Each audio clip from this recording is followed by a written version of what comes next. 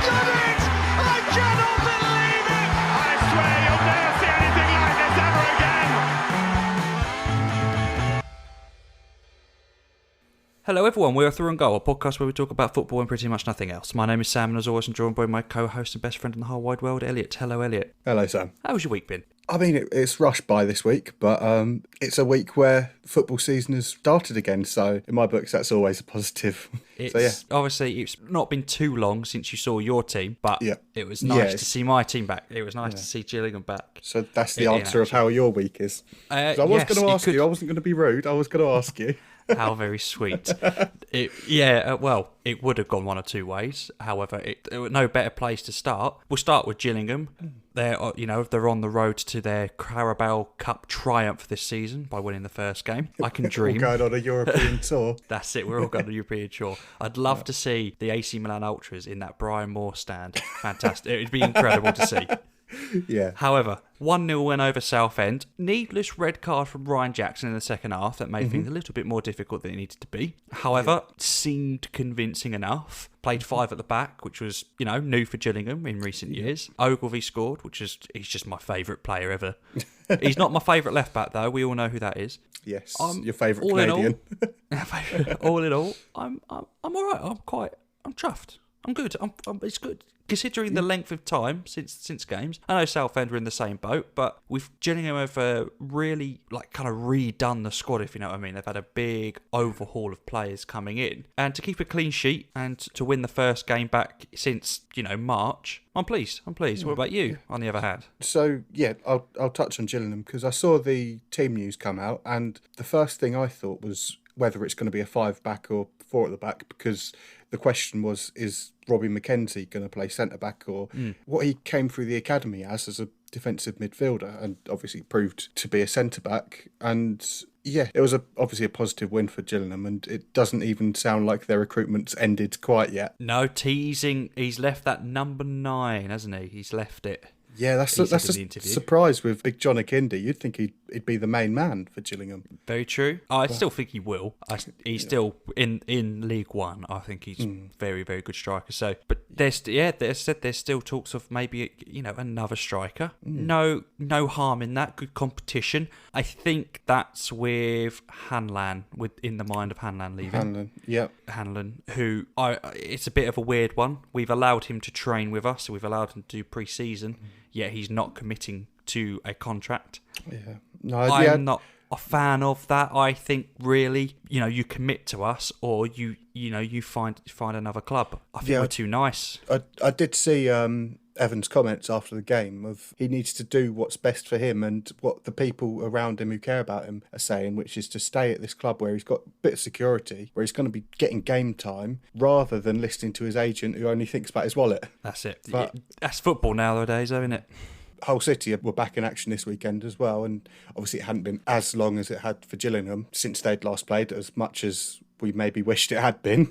But so we somehow made it through against Sunderland. Sunderland were the better side against us. We were shaky from kick-off, really. They could have scored within 30 seconds. Our new right back, I think he'll be second choice right back, Emmanuel, who was a free agent after leaving Bolton last season. He cleared the ball off the line after 30 seconds on his debut. But we kept a clean sheet, which is the first time, off the top of my head, I think it's the first time since New Year's Day that we've kept a clean sheet. And fair.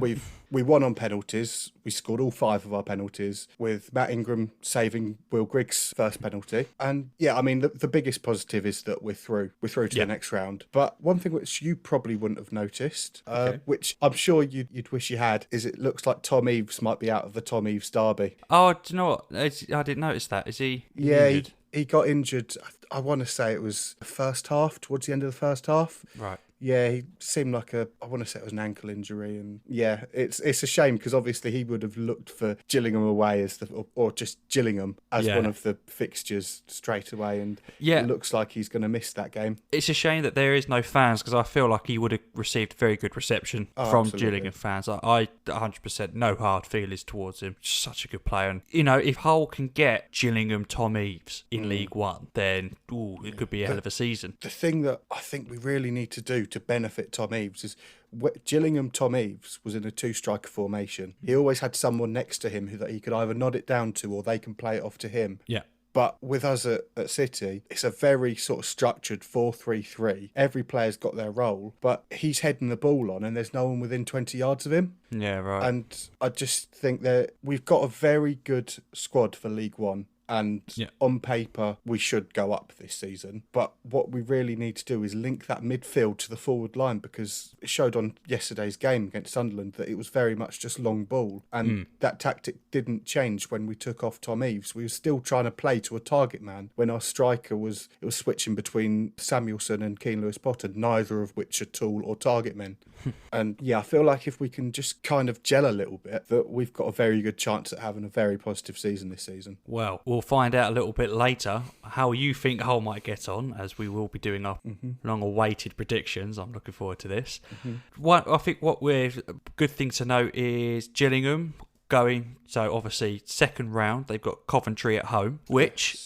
As you know, you messaged me earlier, it's a challenge, but it's not, I don't think it's an overwhelming, oh God, right, okay. I think there's a good chance there. I think they're quite well matched, Gillingham and Coventry. Yeah. But the winner of that, Wolves or Stoke. Now that's a tasty tie. If we could get to Gillingham versus Wolves, that makes me happy. That makes me excited. We will touch a little bit on Wolves a bit later on, but like Gillingham versus Wolves, and Wolves they're one of those teams that are bordering on Europe, and I'm sure Europe is their goal for this season. They're a very good team, and that would be a challenge for Gillingham.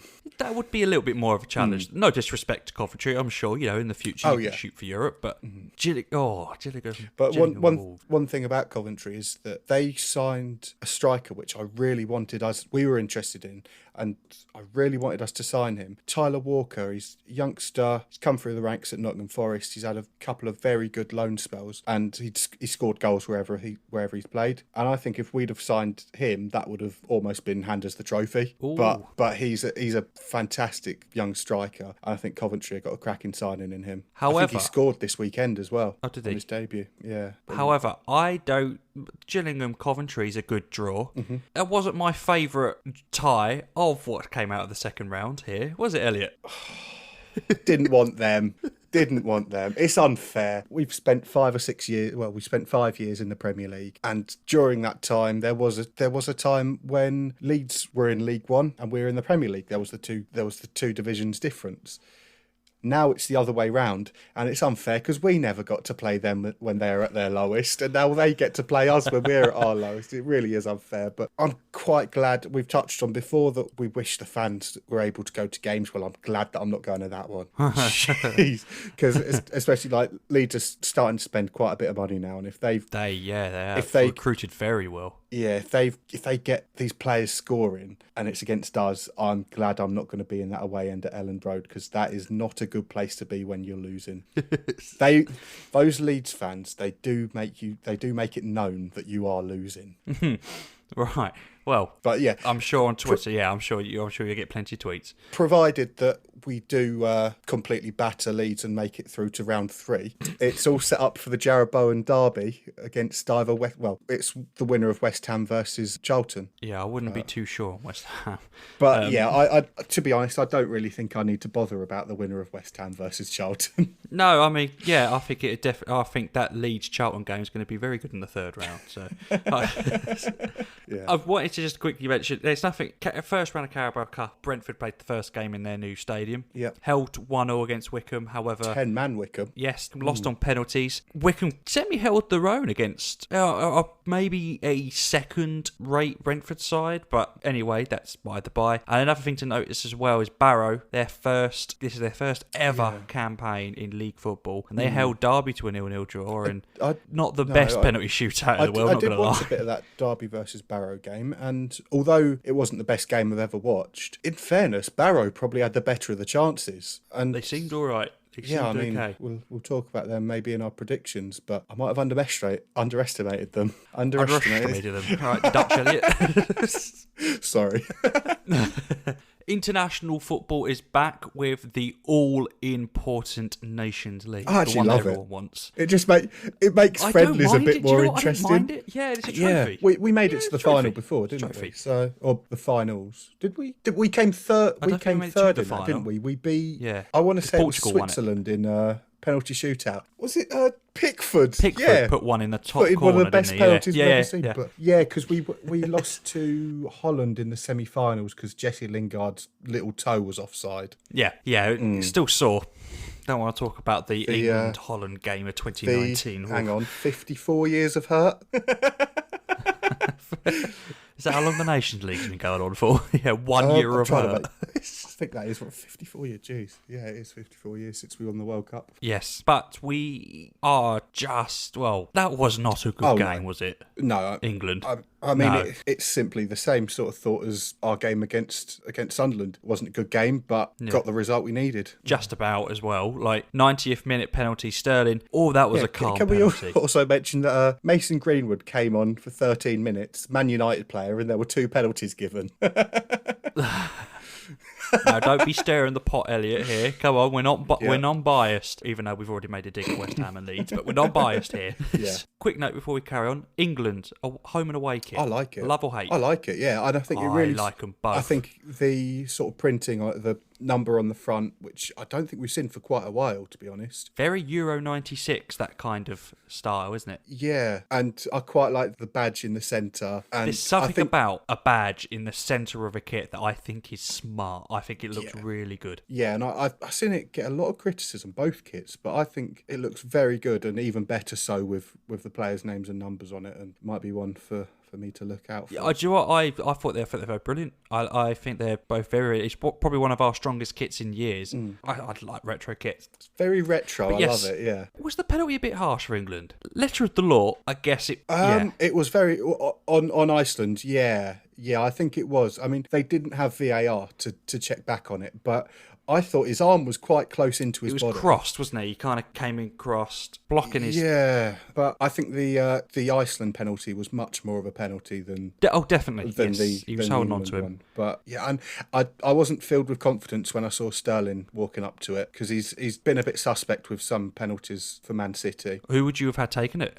With the players on the pitch, I'd have probably given it to Danny Ings. Yeah, just striker. Yeah, because the only other one that maybe sort of comes to mind is Greenwood. But when you've just made your international debut and you've been on for 10 minutes, you can't really pull rank and take that. But yeah, I'd have given it Ings. So, I want to touch upon England's squad selection. So, initially, obviously, Grealish was left out. Yep. I would argue quite undeservedly so. I think he was brilliant towards the end of the season, but he didn't complain, didn't moan about it, which is fair enough. And obviously he has, with Winks injured, got the call up. I don't think he came on though. No, he didn't. No, he didn't come on, did he? No. I don't know. It doesn't. The England side that he picked, and looking at it, it doesn't fill me with too much confidence for the Euros. Yeah. No, I do understand, and the attack. So don't get me wrong. I think our attack is I'd say it world class. Sterling, Kane, Sancho. I think and that then front in three is behind you've world-class. got the choice of Grealish, Maddison, or Foden. Yeah, and you've got Rashford as well. Greenwood coming up. Do you know what I mean? I think all in all, I'm so happy with the attack. Yeah, there's not going to be many better countries with a better attack. And midfield, yes, as you said, you've got like Grealish, Maddison, Mounts. He's got a good case being in there. Henderson, on the back of a brilliant season that he had. Dyer seems to be slowly picking up a bit more form he had under Mourinho. Yeah. But then you get to the defence and goalkeeper, and that's where he's still set on picking like Michael Keane and I don't get that. I mean, I think if everything had been normal, Harry Maguire would have played, but then would he have been in front of Keane, or would he have been in front of Gomez? I don't know, but I mean, I've never really been too convinced with Michael Keane playing for England. No, I it just always seems an accident waiting to happen, like John Stones had been. And Trippier at left back, that was a decision, wasn't it? It seemed very strange to simply not pick a left back. Yeah, I don't get it. I'm not sure if Chilwell's injured, because obviously he's gone and signed for Chelsea now. I'm I'm racking my brains thinking to myself, I don't remember seeing any injury news on Chilwell. Yeah. And if he had been injured, would he have passed the medical? Good point. Do you think we've seen Kyle Walker's last game for England? I do think we have, because he didn't get sent off in the World Cup, but he's just become a bit clumsy, a bit sort of error prone. And yeah, I think going to the Euros, the choices for right back are going to be two of Alexander-Arnold, Wan-Bissaka and Reece James. Yeah. So I think he's out the question. Yeah. I think the only way he would possibly play is if there is the talk of playing a 5 at the back, and he can play both roles. Yeah. But yeah, I think his time is up, and to be honest, I was quite surprised to see Trippier in the squad as well. Yeah, no, do you know what I'm thinking about it? Either he's only in the squad purely because of the lack of left back, and you're just thinking, I don't really want to put Danny Rose in the squad again. Oh, Trippier.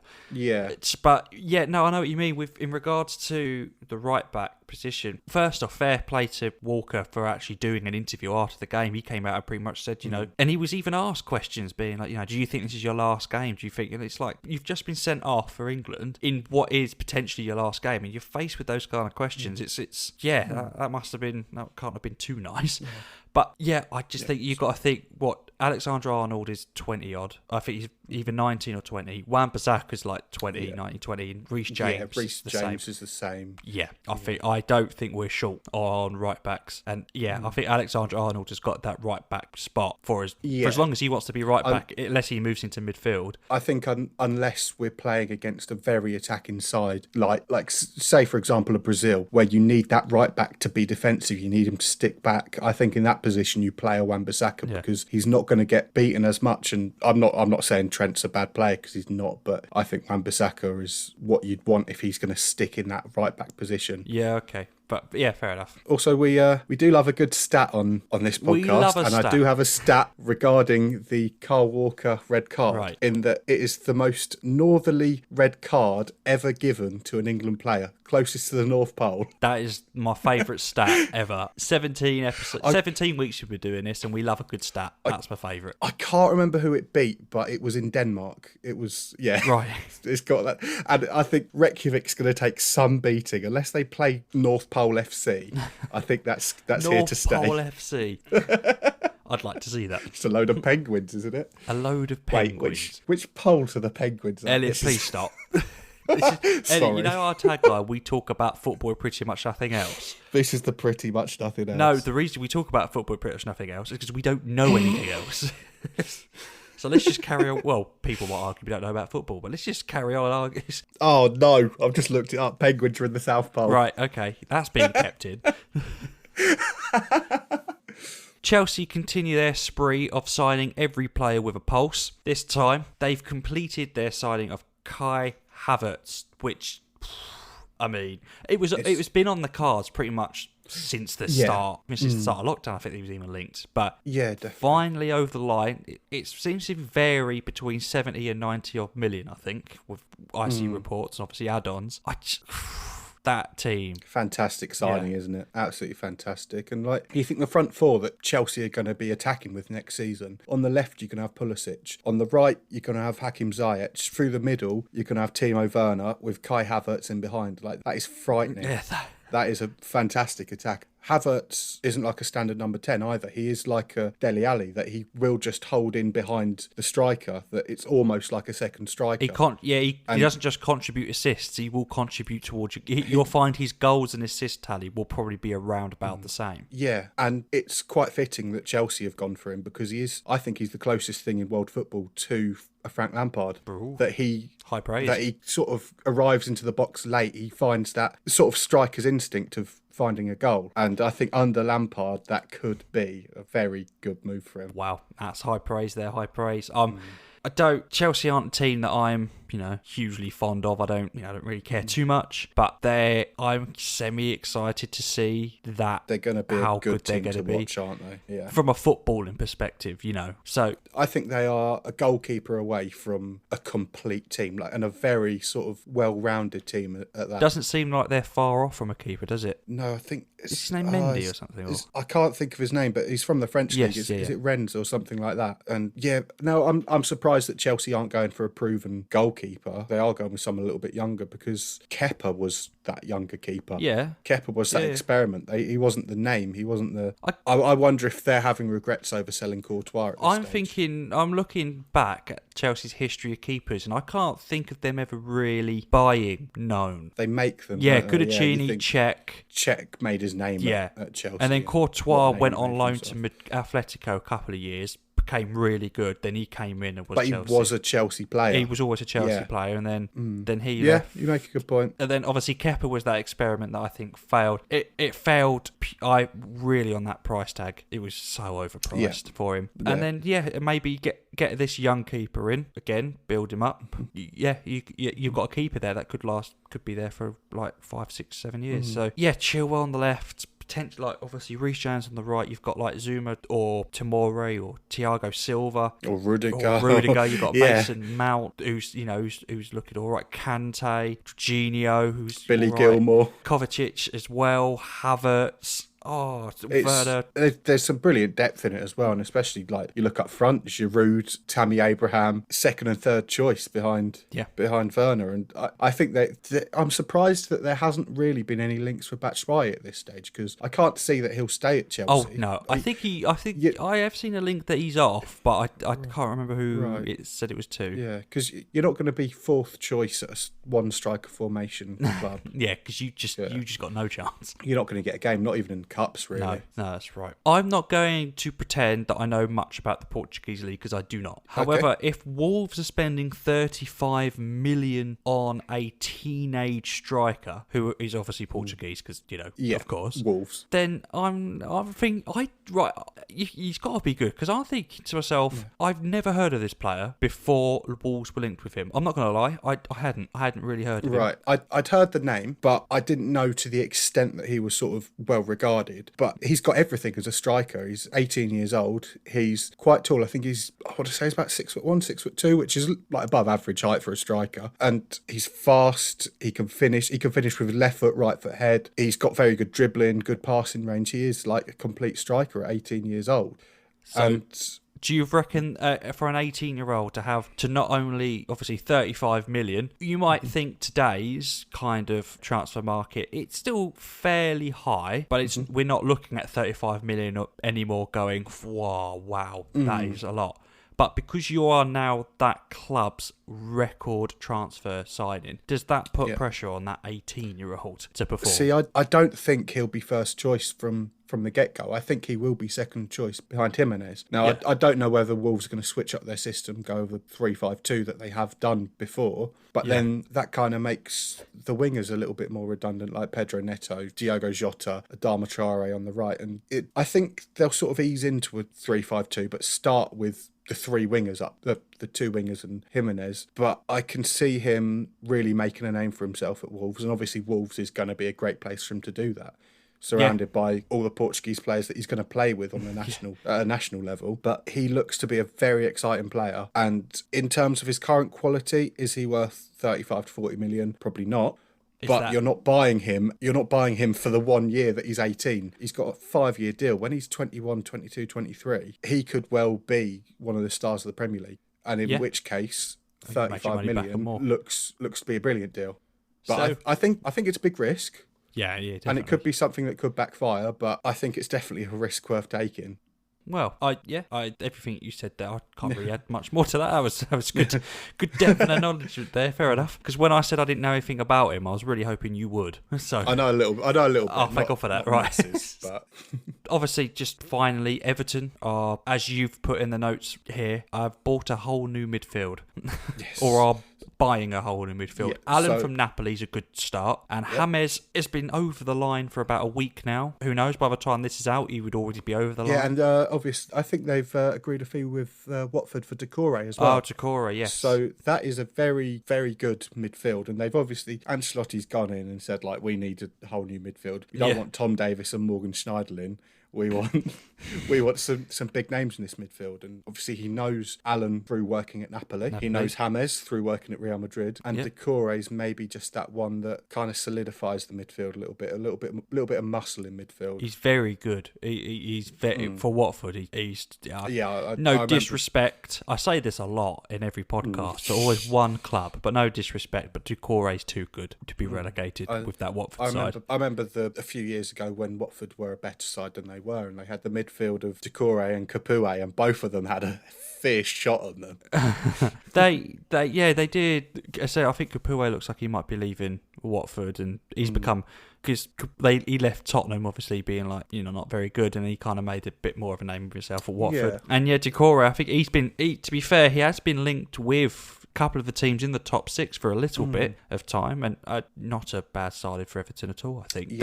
As you say, when you look at Everton's midfield, it is weak. It is weak. Sigurdsson doesn't look like he really wants to play anymore. Yeah, I forgot to even mention him. Yeah, as I said, Schneiderlin, Tom Davies, Idrissa Gueye obviously went to PSG a while back. They haven't really replaced him since. Yeah, I can't think of anyone else off the top of my head, but is Sigurdsson Everton's record signing? Because he was a lot of money. He was like 45 million or something. He was obviously he did well for Swansea, but he was that big fish in a small pond, and now he went to Everton and hasn't been the success that I can't really think maybe they thought he would be. Yeah, I can't really think of too many players that Gylfi Sigurdsson is still their record signing, with Richarlison being the closest at 35 million. I was thinking Richarlison would have been my next guess, but I just can't remember him being the record signing. The worrying thing is that number 4 on that list is Alex Iwobi.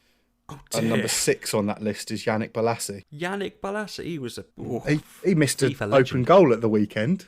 Did he really? It was, I can't think who they were playing in a friendly, but the ball was squared across. He had an open goal, middle of the goal, 2 yards out, and he's blazed it over the bar. So yeah, he had his best of times at Palace, did Bolasie. Yeah, he did, yeah. For regular listeners of this podcast, you will know that when me and Elliot make a prediction on an upcoming game or upcoming winner of a certain tournament, it never, ever works. It never. Except it always from Bayern goes. Munich. Well, that's me. I've got Bayern that's Munich. the exception that proves the rule. Yes. So we thought we'd make a whole segment on our predictions. So when we come back to this in a year's time, we can laugh and be like, wow, we were so young. Look how young and stupid we were.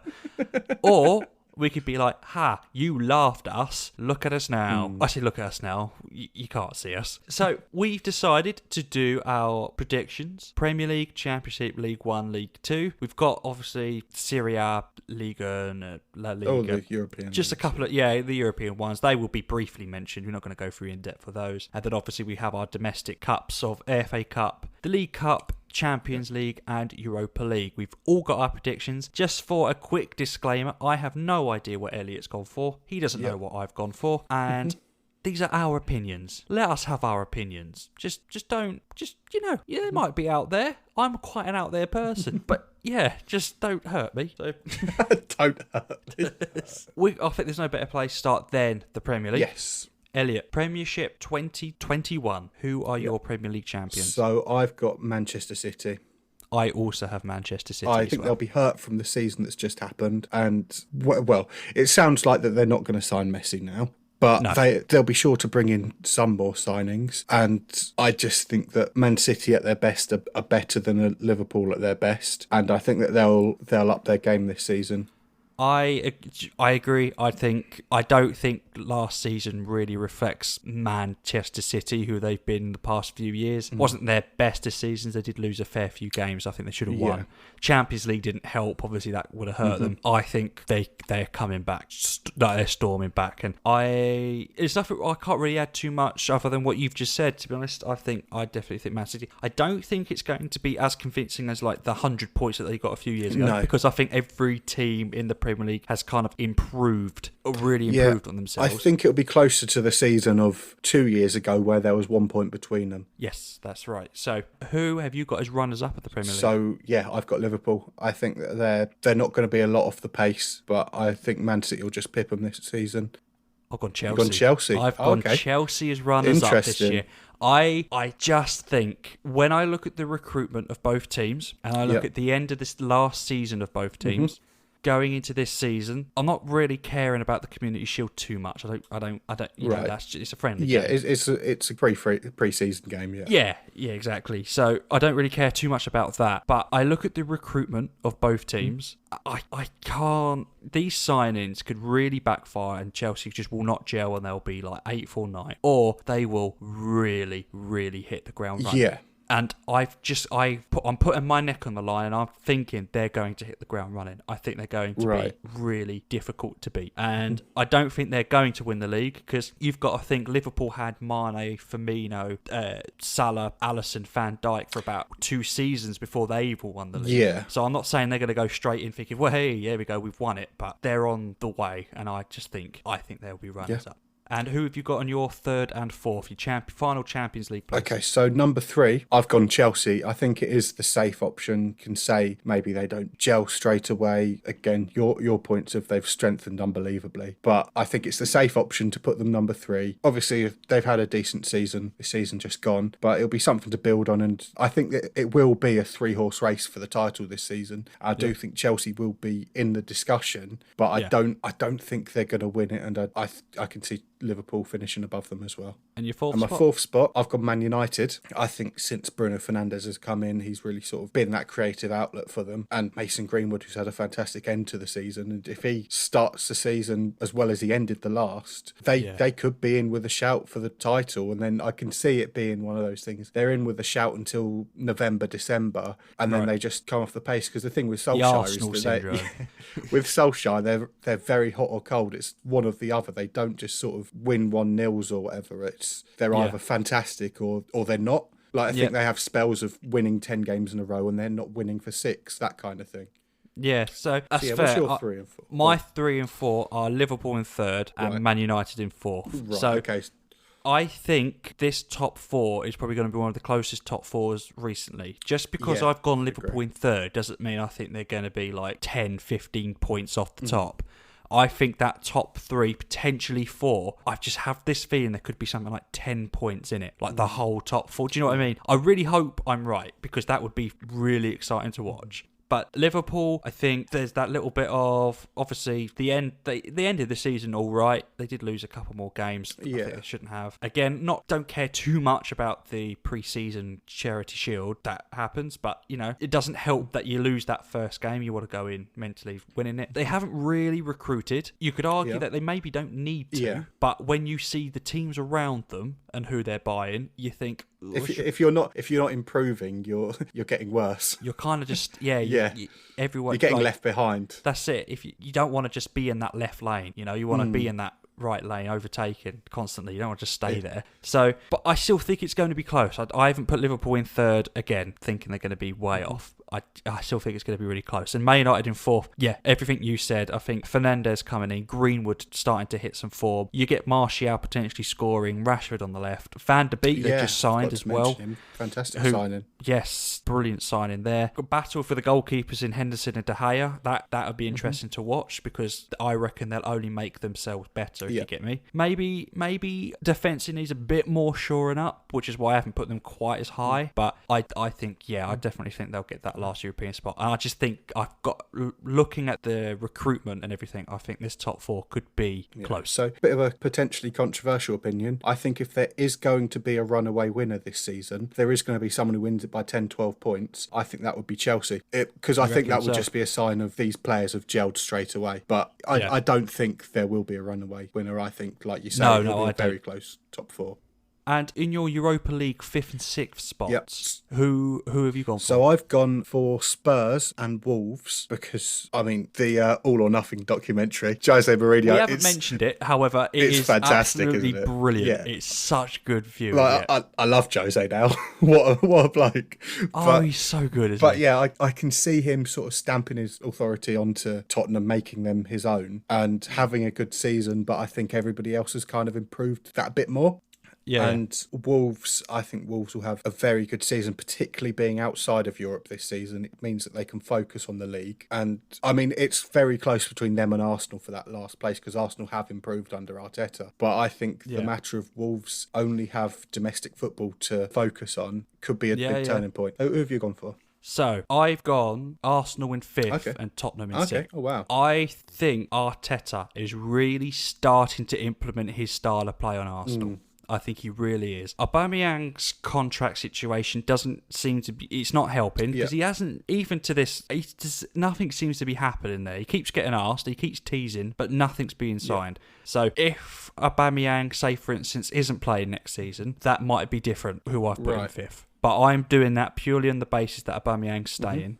And they've done some good recruitment. They've got Sibelius back. They signed that Gabriel from... Lille? I can't remember. Lille, some of the Brazilian. Yeah. They've also got another one, Sabia, or whatever he is. He went on loan last season. They bought him. Saliba, sorry, yeah. He's come back. So that's some good defensive shore-up. Obviously, get Tierney, get him fully fit. Get rid of David Luiz. You could probably do with another right back. There has been talk of Bellerin. They're being PSG, a bid. They're being a bid from PSG. And I think 25 million for someone like him, I think you take it. But then you'd have to put that back into getting a new right back. And I think sometimes I've watched Arsenal recently, again, in the Cup and towards the end of the season, and in the FA Cup as well, and there have been times where you're thinking they're playing some really nice football out from the back. So I've got, I think they'll finish. This is purely based on Aubameyang staying. Right. And Tottenham in 6th, I think it's a difficult one because I think they've recruited well.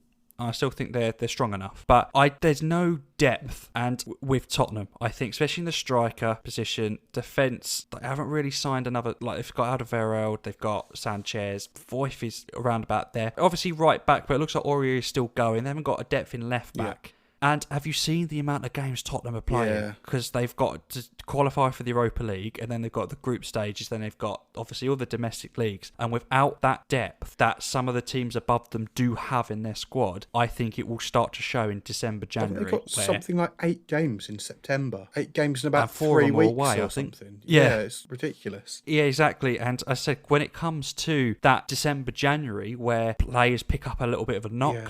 And Kane, he's world-class striker, but he does get injured more than you'd want him to. And Spurs have not got that striker to rely on. You know, do you know what I mean? Yeah. We've talked about Chelsea, who have got Werner, Giroud, Abraham. Yeah. Spurs have just got Kane, and it's a shame that it's not the worst person to rely on a lot. 18th, 19th and 20th in the Premier League. Your relegation spots, please. I think you're going to be surprised. So, bottom of the league, I've gone Crystal Palace. I think we've touched on it before. Extremely ageing squad. Briefly, I think, Eze's a very good signing, but they don't have... They've got the creative players, but they don't have the goal scorers. And I can't think that there's been many sort of links to forwards for Palace that I've seen. And so I think especially if they keep hold of Hodgson for quite a while, if they do stick with him, I think that they will go down. They just don't score enough goals. 19th, I've gone Fulham because they're the complete opposite. They just attack too much, and I think they'll just leave themselves too open at the back. I don't think their sort of defensive and goalkeeper positions are good enough to survive. Particularly, you think like the games you go Man City, you go Liverpool, you go Chelsea, United, whatever. You go to them away and you don't know how to defend. You're going to get done 4-5-6-0, and that's going to really just sort of bring down the dressing room. And 18th, I've gone West Brom. I think they're signing the players that got them up to the Premier League, which isn't necessarily a bad thing.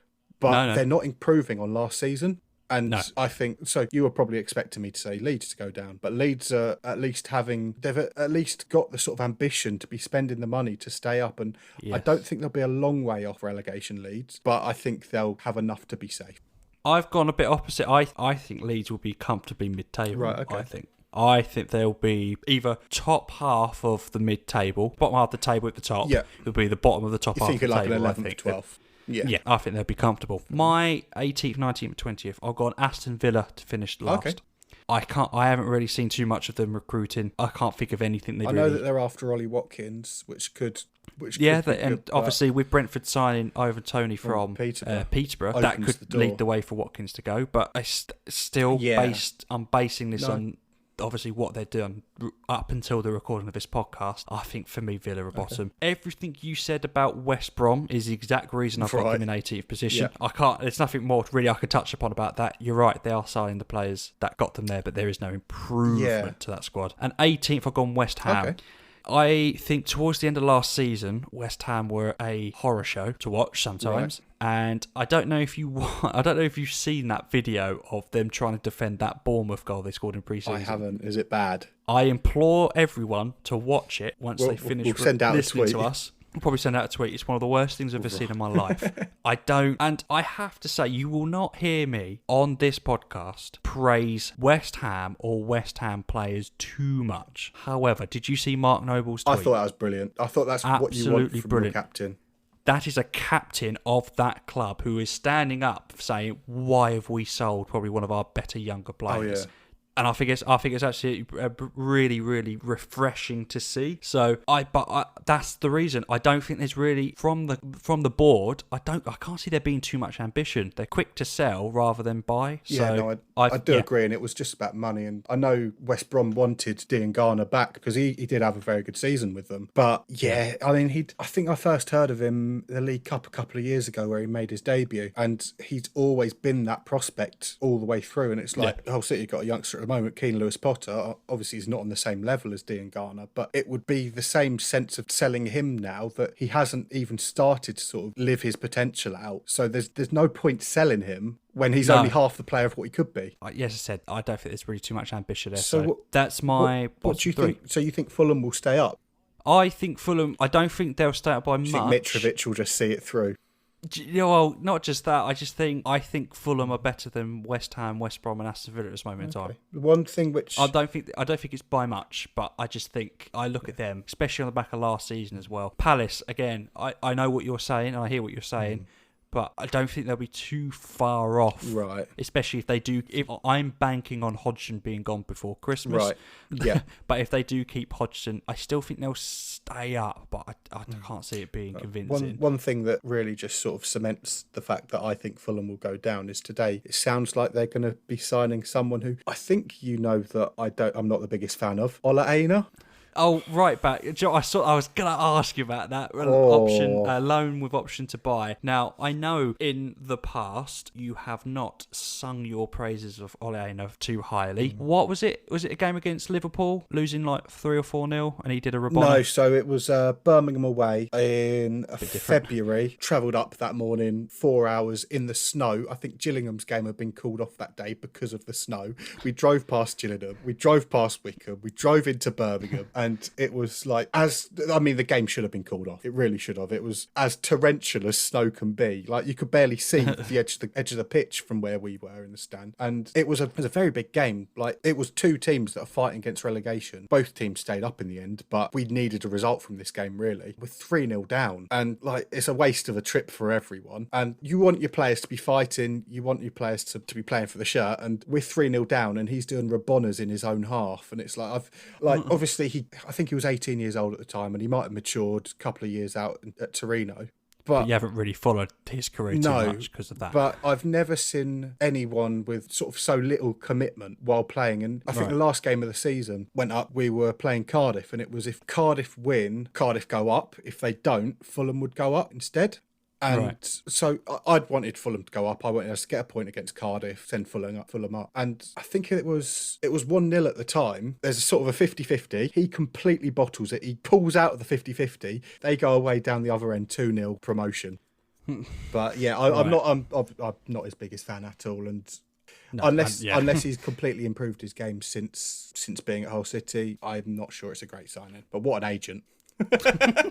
Championship. So how we're going to do this is that we're just going to say our obviously champions, runners up, and then who we think are going to be promoted. Yep. We could do that with the Championship League 1 and League 2, even though I spent all the effort trying to think of who we're going to put in the playoffs, but that's fine, don't matter. I've got who I think will go up. So who is your champions of the Championship? So my champions are Bournemouth. I think that if they can keep some of their big players, I know obviously Ramsdale's gone, and there's talk of I think Callum Wilson is supposedly close to joining Newcastle, but they've still got some big players, and I think that they can still win the league. They've still got enough to win the league for me. Who have you gone for? I personally think Bournemouth will suffer from like Stoke did. Right. Okay. They'll have that Premier League team, but I don't think they'll come straight back up. I think I've gone fairly obvious in the sense that I've gone Brentford to win the league. It's a difficult one because I've looked at this Championship table and I looked at it for ages, and I just can't think. I could not really see that out and out champion. Do you know what I mean? Yeah. You know, when you saw Leeds and West Brom like last season, you thought they were going to go up. This season, I'm like, I can't. I'm looking, and I'm not. Brentford, if they keep the form and they keep Ben Rama and they keep that form that they had towards the last season, and they hit the ground running, brand new stadium as well, could go either way. But it's that brand new stadium, you want to bring some joy to it. Yeah, You want to bring some happiness to it. I think they will be champions personally. Who's your runner up, but also being promoted? So my runner-up, those reasons, is Brentford. I think it's very much the way that Cardiff had done it in the past, that they'd be close so many times, and then eventually they will get that break and they will get promotion. And I think Brentford will go up. My runners up are Swansea. Okay, it's a little bit out there, think. Yes, I've got a tiny bit out there. I think they've got a decent squad for the Championship. I quite like the manager. I think he plays a fairly attacking style of play. I'm looking at a lot of the final games in COVID. I know Brewster probably helped a lot, and he might be a big loss, but I think Swansea will have a good season. I've watched this space. Yeah, that's an interesting pick. Yeah, because obviously he did do well towards the end of the season, and maybe Andre Ayew can score some goals. Although I think I did see that Tom Carroll might have moved on from Swansea. He's gone to... Well, Tom Carroll hasn't played... I think he was released from Swansea in January. Right. He's now signed for QPR. Oh, okay. Yeah, I did see that. That's a very QPR signing, Tom Carroll. Yeah, it is, isn't it? Sort of For Tottenham. Tottenham youth, yeah. And who have you got winning the playoffs? So, good news for anyone who's planning on jumping into a canal this season. I've gone for Nottingham Forest to get promotion through the playoffs. You've got Nottingham Forest to finally get back to the Premier League. Yeah, I think they've been close. They've been sort of at least there or thereabouts with the playoffs. I mean, thereabouts, not there. But I think that their time will come. Yeah. Okay. I've gone Norwich. Okay. I've gone Norwich to come. I don't think they'll come back Troy up Parrott. quickly. I don't think they'll come back up quickly. However, I think they will come back. I think not come back up. You know what I mean? Like straight back up. But I think they'll have to go into the playoffs. I think they've still got a fairly good squad for the Championship, and they weren't good in the Premier League. They've still, if they can regain Championship Pookie.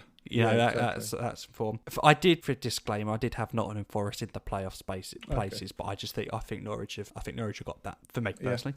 And your 22nd, 23rd, and 24th. So my bottom three, bottom of the league, partly due to their points deduction. I've gone with Sheffield Wednesday. I think 12 points is a lot to make up, even over a 46-game season, and you're already starting the season on a low. You're going to be be bottom for at least a month, and I think that's a real sort of drag down for anyone involved. Then I've gone Wickham second to bottom because I love the club. I think it's a very well-run club, but they're out of their depths, really. In truth, they're not a Championship club, but I really hope that I'm proved wrong with that one, because it would be really good to see them stay up. But I do think that they will be sort of the whipping boys of the Championship this season. Then third from bottom, I'm looking at this and thinking, I don't know, because I've gone for Luton, but they've since... Is it Jones?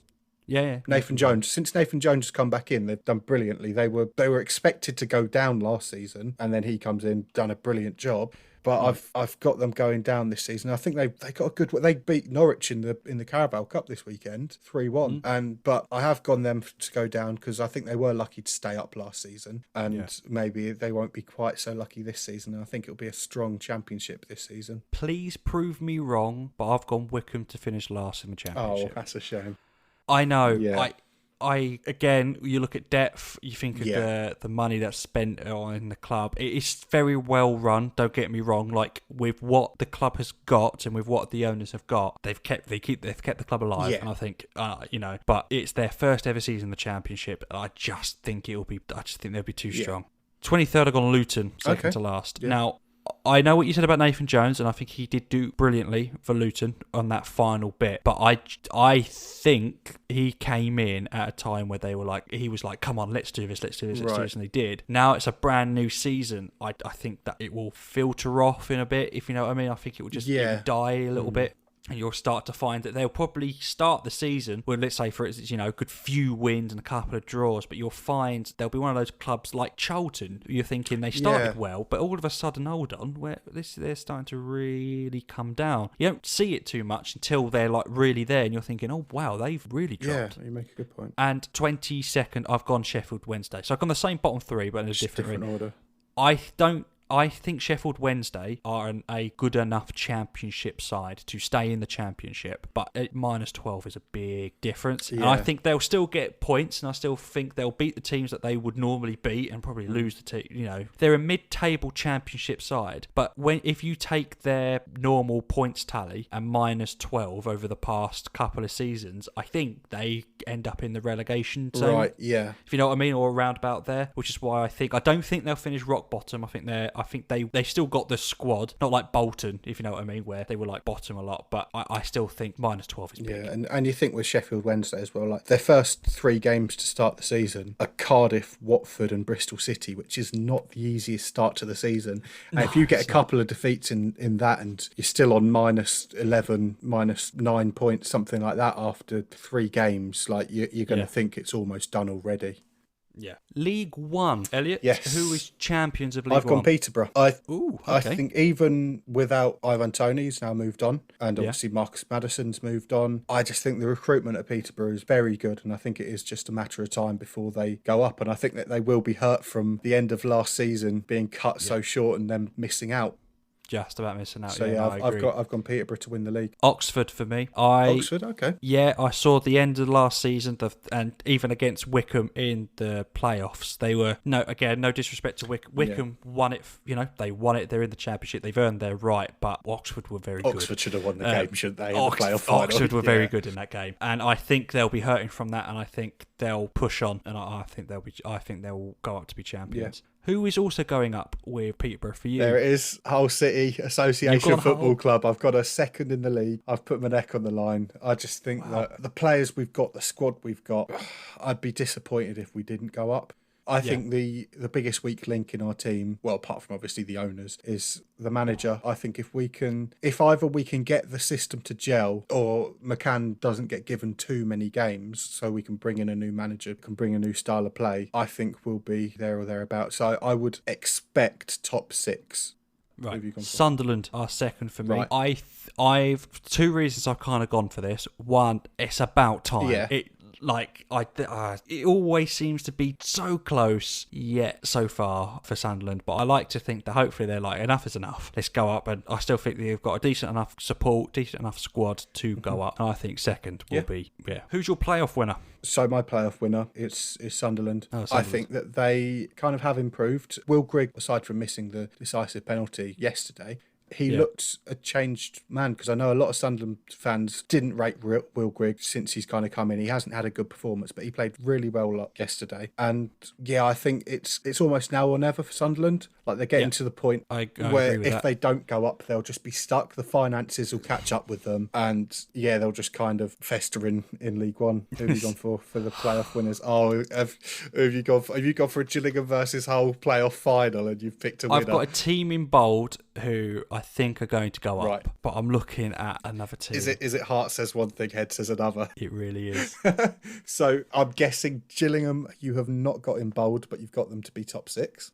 I do have Gillingham to be top 6. I think they've really recruited now. How much am I going to like you after what you say you have in bold? Who have you got? I think that my playoff winner is going to be Gillingham. I'm putting my neck on the line. I'm putting my neck on the line. I think Gillingham are going up to the championship. I'd love next to see season. it, but I would love to see it. You would no idea. I would genuinely cry real tears. I'd love to see us go up with you. Yes. You went for Hull. I think you've gone for Hull. You said you stuck your neck on the line. So I'll tell you what, I don't think Gillingham are going to be automatic champions. Not a chance. It'd be incredible if they were, but I just don't think Gillingham would. But I think we'll scrape playoffs. I reckon we'll be that annoying team to play against that will just scrape playoffs, and I think we'll do it. You don't want to know who my team in bold was. It was Hull City, wasn't it? It was Hull. It was Hull. Yeah. If I'm thinking head, do you know what I mean? Like, I think Hull, when I look at the recruitment, and obviously regardless of who you bring in, you still have that dark cloud of owners and manager. Yeah.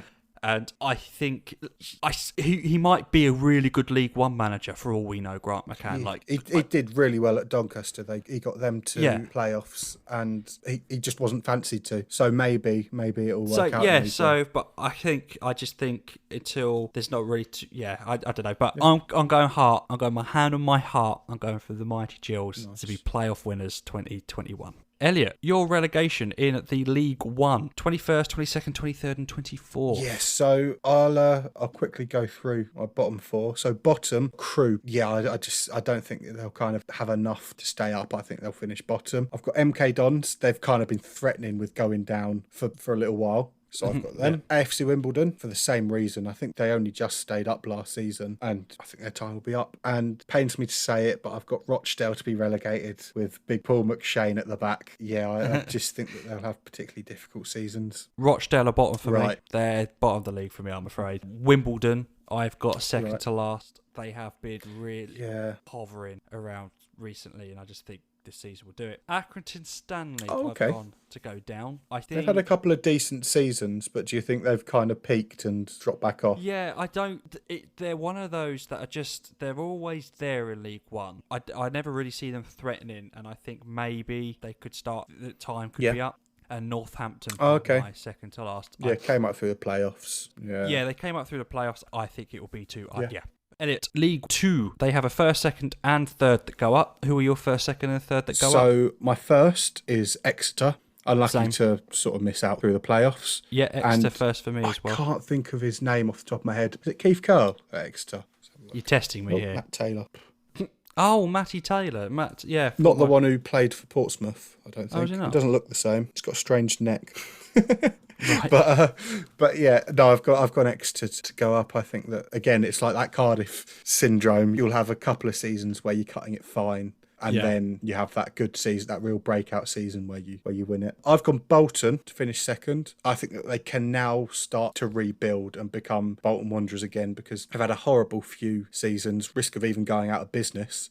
They finally don't have a points deduction. They can have that revival, and I think that there'll be a feel good factor around Bolton, and I can see them getting automatic promotion. I've gone with Forest Green also to get automatic promotion. They're kind of bankrolled by, I think he's multi-millionaire, big on veganism and everything like that. Big on the vegans, And I think they're creating a fully wooden stadium, which is going to be great until someone takes a flair to the I was about to say, pretty sure, wasn't there like a tragedy at Bradford? It was Bradford, yeah. Yeah, okay. Talking of Bradford, I've got Bradford to go up through the playoffs. Oh, right, okay. Yeah, I think Bradford are one of those teams, like, they always have good seasons, but without getting promotion. Yeah, I can see that being that this is their season. So my promotions are almost the same as yours. Okay. Exeter finished top. Yep. I think they were quite unlucky in the playoffs. Right. Bolton finished in second. Right. I think everything that you said is the same. Yeah. I've got Mansfield to finish third. Okay, though. I do like Mansfield. Yes, I know. Mansfield, I think, have always kind of been there. I don't think they had the best of seasons last season, but they were expected to. And so I can see why you put there. Stags, push on. And my playoff winners are Bradford. Okay. Well, Bradford, nice. My playoff winners. Yeah, so it's just Forest Green or... My Forest Green are in my playoffs. Okay. They're in my list of playoffs. But no, Bradford, I think, will go up. I think they've been in League Two long enough. I think they'll push on and go up. Who are your last? Who are your 23rd and 24th? So, I touched on it a little bit earlier, and I might have underestimated them, but bottom, I've gone Barrow. I think it's the first time in Football League, and I think it could come as a shock maybe, but they held their own away at Derby. Maybe they can have a positive season and stay up like Salford did last season. Salford even pushed on and had a good season. And then I've got Morecambe, because Morecambe should have been relegated last season, shouldn't they? It was just because Macclesfield's finances were all over the place. So I think Morecambe actually finished bottom and technically. And still stayed up. So I think if you're listening from Morecambe, thanks, but I think you're overdue a relegation. Tell your friend. Okay, yeah, my dead last is Stevenage. Okay. I think they were awful last season. I think they're absolutely their form matched the kits, and they're shocking. Have they brought out the kits for this season? I don't think they have. Are they still sponsored by Burger King? Oh, I hope so. Well, I love that kit. Oh no, it's a different. It's weird. It's a different kind of awful. Oh, it's brilliant. And Barrow 23rd as well. It was tough between Barrow and Harrogate, but yeah, I'm not gonna beat around the bush, and I'm not gonna and say, oh yeah, I know so much about Barrow and all their history. I don't. But first ever season in the league, I don't think they've got too much of a finance backer behind them. I just think it'd be a bit tough. The only thing that I really know about Barrow is if you look at it on Google Maps, it is a horrible place to get to. Like, it must be one of the trickiest journeys. Well, maybe that's why they'll win. They'll always win by default because the team because nobody wants to. Yeah, it is a hell of a journey. It's like near the Isle of Man. Elliot, shall we very, very quickly do our European? Just quickly touch upon our European winners. Yeah, yep. So Ligue 1. Ligue 1, I've gone for Lille. No, of course I haven't. I've gone for PSG. Of course, yeah. I've gone PSG as well because, of course. Yeah, they're going to win the league by about 18 points. Yeah. Bundesliga, I've gone Bayern Munich. I mean, it's probably going to be Bayern Munich, but I hope that Dortmund can challenge them and maybe pull off a bit of a shock and win the league. But I just think, well, Bayern are the best team in the world at the moment, really. I agree. No, I've gone for Bayern as well. Yeah. They've brought in, obviously, Sane. They've kept on with Sane, and I just think, they're only there's nothing really much more I can say. Yeah, I think Bayern will win in that league. Your Serie A. Serie A, I have gone for actually a bit of a surprise. I've gone for Inter Milan. They only ended 1 point behind Juventus this season, and Conte's doing a good job there from everything I've seen. And he's getting Lukaku to be brilliant for him. He is. I went for Juventus. I was really close with Inter Milan and Juventus. I have gone with Juventus because they've got a very, very good squad. Inter Milan are very, very close to me. There does seem to be a tiny bit of unrest with Inter Milan at the moment. I think Conte, he's announced that he's staying next season. A bit just divisive, isn't it? Divisive? It's divisive. You look at the whole Eriksen. You look at the whole Eriksen saga. Yeah. He never wanted Eriksen, however, he's kind of just forced to play him. I don't think there's too much trust. I think they'll be very close, but I just think Juventus I think one thing that maybe moves it slightly more towards Juventus recently, because I've done these predictions a little while back, is that Juventus now look to be signing Luis Suarez, which him with Ronaldo, I mean, they're two natural finishers, and that could really work. But I've gone for Inter Milan.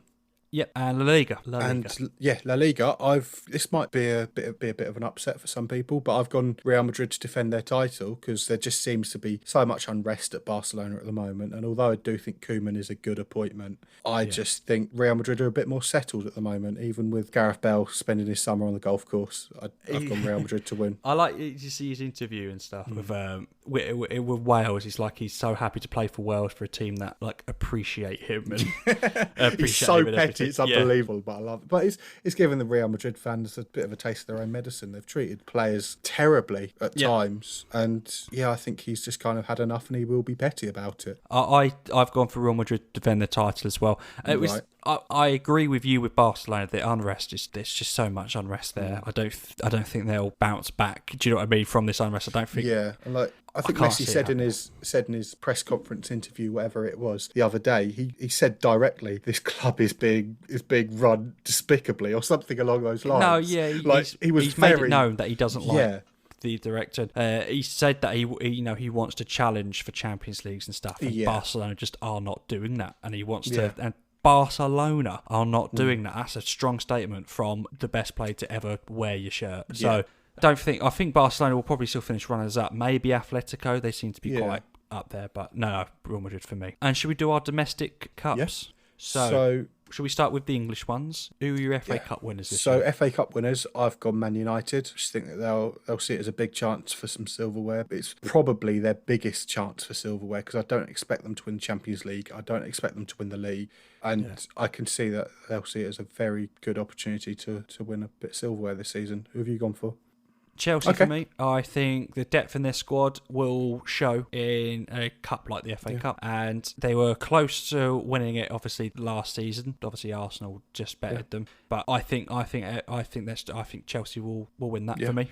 for kind of the reason why you think Man United will win it. I think it's a very good chance for Lampard just to get some silverware to push on with it. But yeah, I've got to kind of get an extra year on his contract. Yeah, exactly. Yeah. Who's your Capital One Cup? Do you even need to ask? It's the Man City Cup, isn't it? Man City. Have you got Man City again? Yeah. Have you?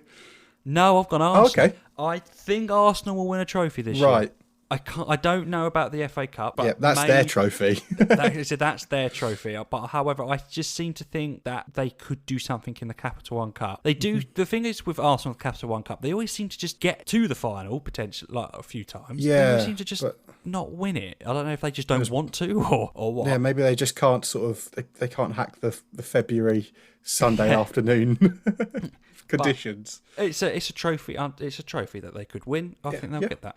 Who are your Europa League winners? The temptation to put Seville, even though they're in the Champions League, was unbelievable. But I have gone with the team that are starting in Europa, and I feel like you might have picked the same. I've gone with Spurs to win it. Spurs to win silverware, I know, but yeah, I just think I think Mourinho had touched on it before. Spurs in the Europa League isn't a big deal. Spurs win the Europa League is. So that I think you'll see it as the biggest opportunity for silverware this season. I was very close to putting Arsenal because the style of play that they seem to be implementing, Arteta seems to be putting in, does suit a European football, I think, personally. However, I have gone Tottenham because I think Mourinho will go all out to win the Europa League so he can get into the Champions League. Because it's probably their biggest chance for the Champions League, That's it. I don't think Mourinho will... Mourinho's a winner. He is a winner. But I think he's semi-realistic as well. And I'm looking at the squads above him. I don't think Tottenham are top four club this next season. However, how can you get into the Champions League if you're not a top four club? You win the Europa League, and I think he will